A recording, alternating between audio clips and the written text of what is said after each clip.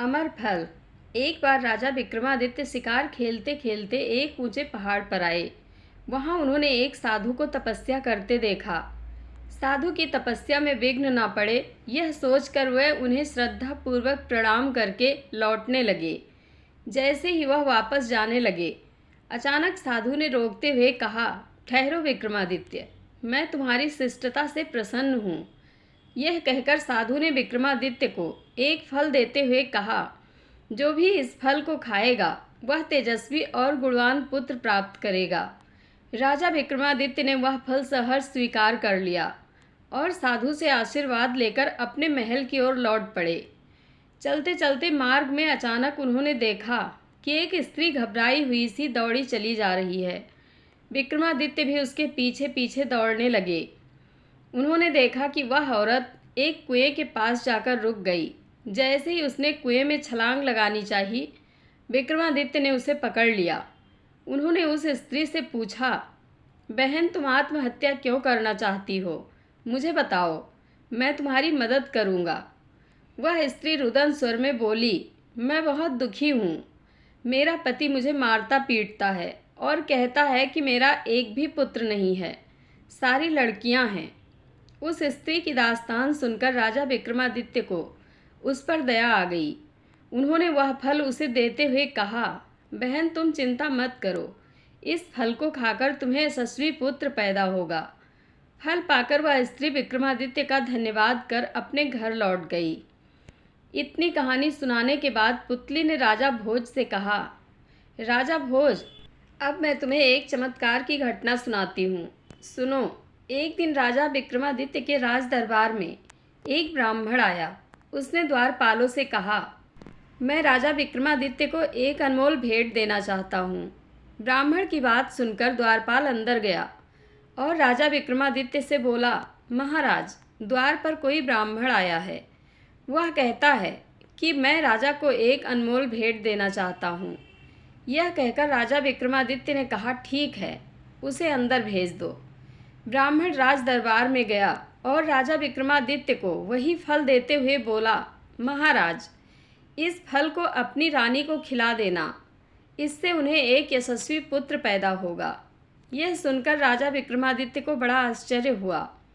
उन्होंने ब्राह्मण से पूछा, यह फल आपके पास कहाँ से आया? ब्राह्मण बोला, महाराज, यह मुझे मेरी पत्नी ने दिया है। कुएं वाली स्त्री की बेवफाई पर उन्हें बहुत दुख हुआ। उन्होंने वह फल ब्राह्मण से ले लिए और उसे अपनी रानी को दे दिया। कुछ समय बाद राजा विक्रमादित्य के दरबार में एक रोज नर्तकी आई और विक्रमादित्य से बोली, महाराज, आप तो जानते ही हैं कि मैं एक पापिन हूँ और कई सालों से आपके राज्य में रह रही हूँ। इसलिए मैं आपको एक अनमोल फल भेंट करना चाहती हूँ, जिससे आपका वंश चले। अगर आप बुरा न माने तो मेरी यह भेंट स्वीकार करें। फल देखकर राजा विक्रमादित्य चौंक गए। उन्होंने पूछा, यह फल तुम्हारे पास कहाँ से आया? राज नर्तकी बोली, महाराज, यह फल मुझे आपके महामंत्री के पुत्र ने दिया है। यह फल उसको उसकी प्रेमिका ने दिया था। नर्तकी की बात सुनकर राजा विक्रमादित्य का माथा ठनका। उन्होंने महामंत्री के पुत्र को बुलवाया। उसने विक्रमादित्य को बताया कि वह फल महारानी ने उसे दिया था। वह और महारानी, इतना कहते कहते वह रुक गया। यह सुनकर राजा विक्रमादित्य को बड़ा धक्का लगा। तब वह अपनी रानी के पास गए और उससे अमर फल के बारे में पूछा। रानी ने नाटक करते हुए बताया, महाराज, मैंने तो वह फल आपसे लेते ही खा लिया था। यह सुनकर विक्रमादित्य ने वह फल रानी को दिखाते हुए कहा, झूठ मत बोलो, तुमने वह फल नहीं खाया। यह फल मुझे राज नर्तकी ने दिया है। यह सुनकर रानी के होश गुम हो गए। उसकी चोरी पकड़े जाने पर वह भय से थरथर कांपने लगी और मूर्छित होकर नीचे गिर पड़ी। विक्रमादित्य को इस बात का गहरा सदमा पहुंचा और वह राजपाट त्याग कर जंगल में जाकर साधना करने लगे। इसकी सूचना तुरंत इंद्रदेव को लग गई। वह उनके परम भक्त थे। इस तरह विक्रमादित्य को जंगल में तपस्या करते देख देवराज इंद्र को उनके राज्य की चिंता हुई। उन्हें लगा कि कहीं ऐसा न हो कि कोई विक्रमादित्य की अनुपस्थिति का फायदा उठाकर उनके राज्य पर हमला कर दे। यह सोचकर इंद्र ने अपना एक दूत राजा विक्रमादित्य का रूप धरकर उनके राज्य में भेज दिया। कई वर्षों तक तपस्या करने के बाद राजा विक्रमादित्य के मन में आया कि एक बार अपने राज्य में वापस जाकर अपनी प्रजा का हाल देखें। यह विचार कर वह अपनी राजधानी वापस लौट आए। जैसे ही वह अपने महल के द्वार पर पहुँचे, देवदूत ने उन्हें रोककर पूछा, कौन हो तुम? राजा विक्रमादित्य ने कहा, मैं इस राज्य का राजा विक्रमादित्य हूँ, लेकिन तू कौन है? देवदूत बोला, मैं यहाँ का राजा अगिया बेताल हूँ। यह सुनकर राजा विक्रमादित्य बोले, अगर तू इस राज्य का राजा है तो मुझे युद्ध में परास्त करके दिखा। देवदूत ने राजा विक्रमादित्य की चुनौती स्वीकार कर ली। इस युद्ध में विक्रमादित्य ने देवदूत को पराजित कर दिया।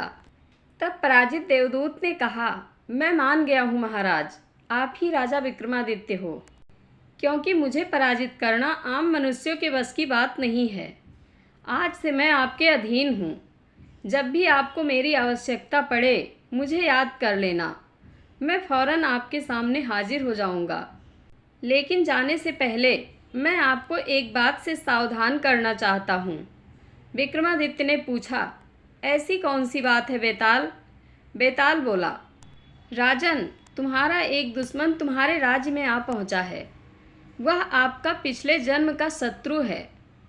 इस समय वह योग और सिद्धि के द्वारा अपनी शक्ति को बढ़ा रहा है और आपको मारने की योजना बना रहा है।